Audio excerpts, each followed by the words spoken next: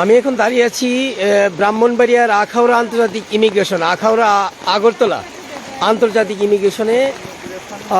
হয়তো আপনারা দেখতে পাচ্ছেন যে আমি যেই জায়গাটায় দাঁড়িয়ে আছি, এই জায়গাটি হলো নো ম্যানস। এই যে সাদা বাংলাদেশ এবং ভারতের যে নো ম্যানস, এই যে হলো ভারতের ত্রিপুরা রাজ্যের আগরতলা, আমাদের ভারতীয় সীমান্তরক্ষী বাহিনী বিএসএফ।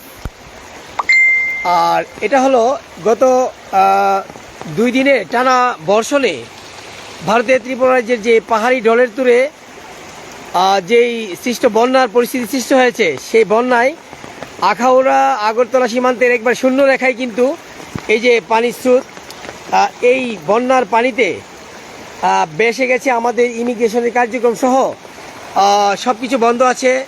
আখাউড়া আগরতলা সড়কের জাজির নদীর যে ব্রিজ, সেই ব্রিজ বন্যার পানিতে বিচ্ছিন্ন হয়ে গেছে।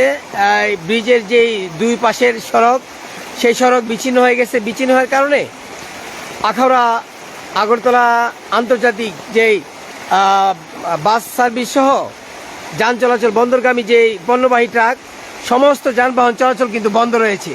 বন্ধ রয়েছে আখাউড়া আন্তর্জাতিক ইমিগ্রেশনের কার্যক্রম। অনেক যাত্রী ভারত থেকে আসছেন এবং বাংলাদেশ থেকে ভারতে যাবেন। কোনো যাত্রী কিন্তু এখন তাদের ইমিগ্রেশন কার্যক্রম সম্পূর্ণ করতে পারছেন না।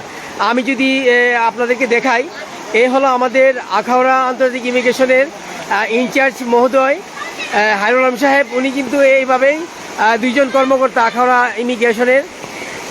এই যে ছেলেরা রয়েছেন, তারা ইমিগ্রেশন এলাকায় ব্যাগেজ যেই যাত্রীদের, তারা এই ব্যাগেজের আনা নেওয়ার কাজ করেন। তারা কিন্তু এখন পুরো বুক পানি ব্যাঙে এই ইমিগ্রেশন এলাকা দিয়ে তারা আখাউড়া আগরতলা সড়কে উঠেছেন। আমি যদি তোমাদেরকে একটু বলি, তোমরা একটু এদিকে আসো।